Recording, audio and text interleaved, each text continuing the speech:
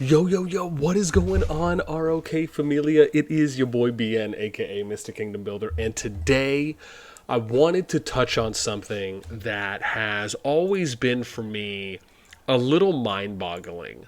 And I say this from kind of a hot point for me on why there is always this presumption from some people where you are just automatically ingratiated with a level of knowledge and experience in RoK when you say certain things. An example, right, is I wanted to show off this DM chat that I had with someone earlier today, and here on the 31st, I should say, of December 2022, just so I can give some timestamps. And it really, I don't want to say lit a fire for me, but it's something that I have actually been wanting to talk about for a while.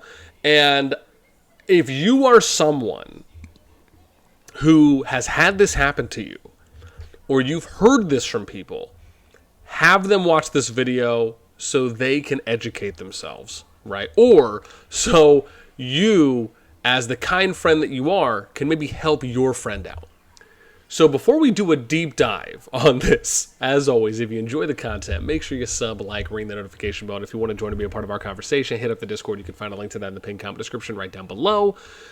Okay, what I wanted to touch on is what we have in this screenshot here, right? So it's the idea of how you may come across, or maybe you have already came across, players who will tell you that, oh, I've been in R5 for 2 years. I know exactly what I'm doing.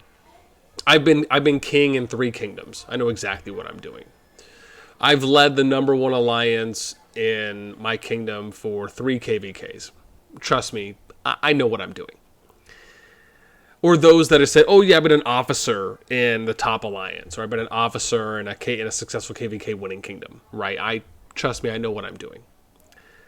I love when I hear this from people. Why? Because it absolutely makes no sense to me, right? Now, let me be very clear. I am not saying that these individuals who say these things have absolutely no knowledge and no experience and no decorum, right, in the way that they present themselves. Well, I should probably take that one back. Let me just stick with the first two, right? It's not necessarily that.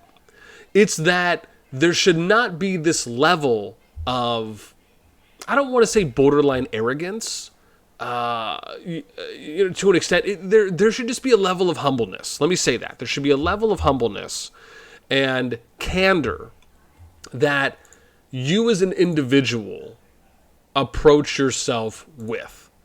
And to me, that is because of the fact that there is no way for me to automatically take what you're telling me and assume in a healthy way that you are just the automatic perfect fit. I'm never going to find anyone better.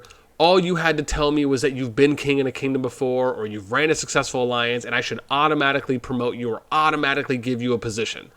No, that is not how it works. Right? There is this thing called due diligence.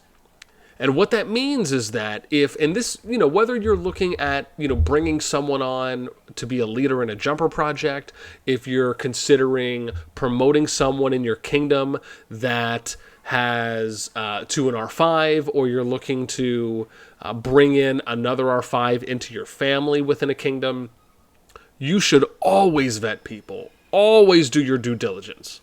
And then, if they pan out through that process, dope. That's great.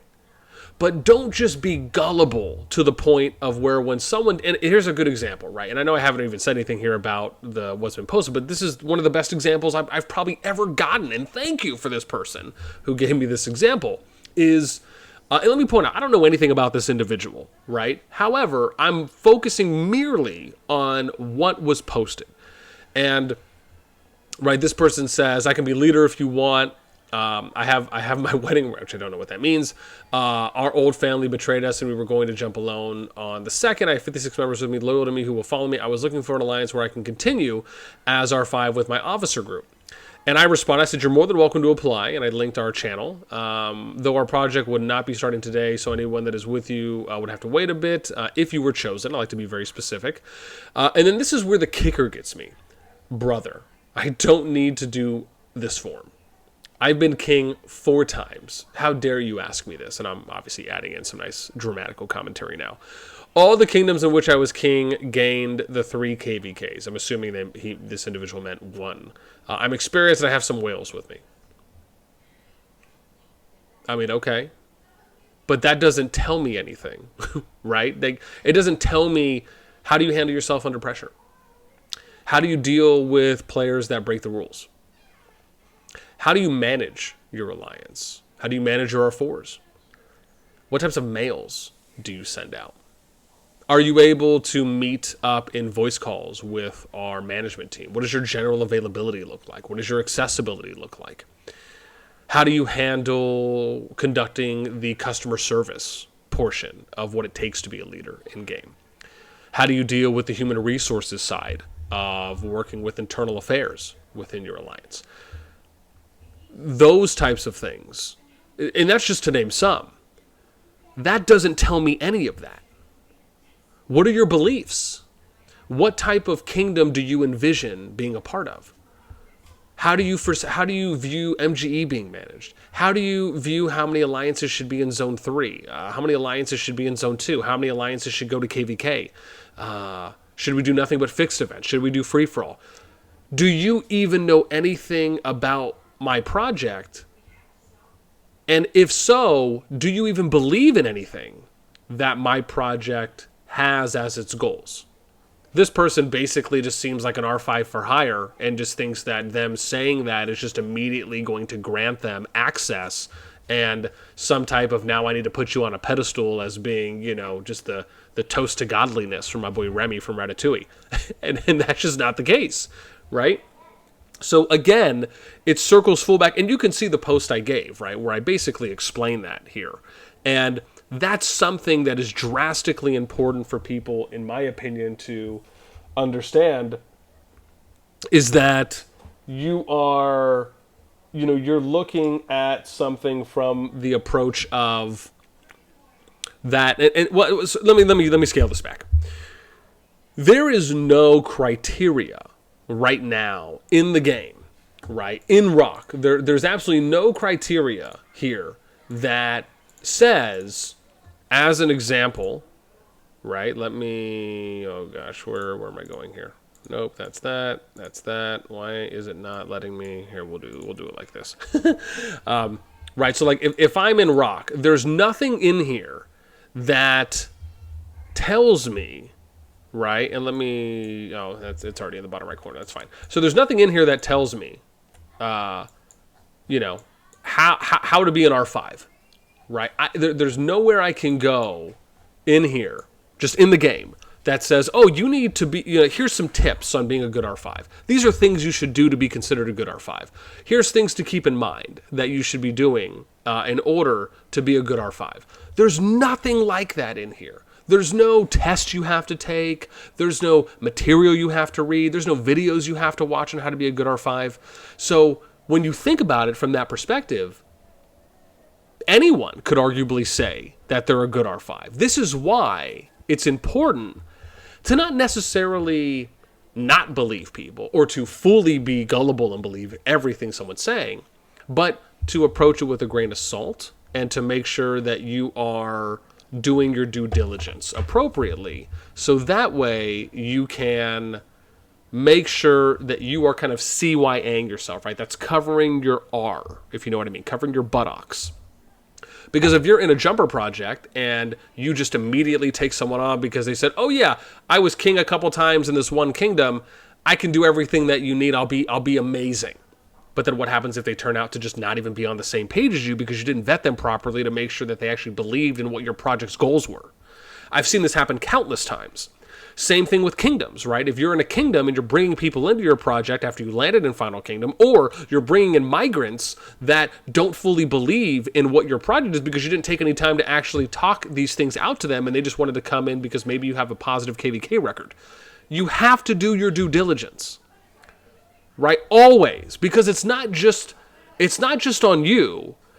You have a responsibility. It's so much bigger than that. You have a responsibility, and you are accountable for what happens for every player in your kingdom and or every player in your project to make sure that you are giving them the highest percentage chance, because there's never going to be a guarantee, but the highest percentage chance to be successful and have a great day-to-day playing experience. That's really what it comes down to, right? It's not about you. It's not about what you want. It's about what the kingdom and or the project needs. And how do you get to that need?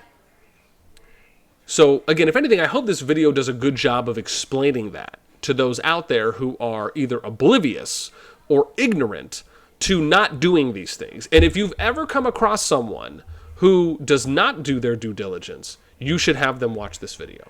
So that way they can get an educational lesson in how to not, shiitake mushroom the bed, if you will. So that's something I think is really important to do. I myself have had my own, I would say, ups and downs with doing that, especially early on. And these are things that you learn along the way. And thankfully, in my situations, they never really were because a lack of doing some of these, a lack of doing all these things. And that's why I want to share that with people, because when you have those types of either shortcomings or you have great successes because of it, you feel good about it or you take it as a learning opportunity. And so, again, I hope that any of you that watch this video, you can apply this across any kingdom builder, of course, but just for RoK's sake, because I ended up having this interaction today, I thought, hey, this would be something great to talk about. So this is what I'm going to ask you now when I pose the question to you RoK players. Tell me a situation that you have had that is close to this, similar to this, loosely related to this. I want to know what happened in the situation, and then what was the aftermath? What was the after effect? Right? Did it go well? Did it go poorly? And then what were the ripples that happened in your project and or in your kingdom? I'd love to hear, and I think this would be a great storytelling opportunity for those people that would be watching this video to then go to the comments and say, man, now I'm going to read some really interesting stories that might have went great or might have went terrible. So that's it for me. As always, again, I hope you guys enjoyed. Until next time, I will catch you later.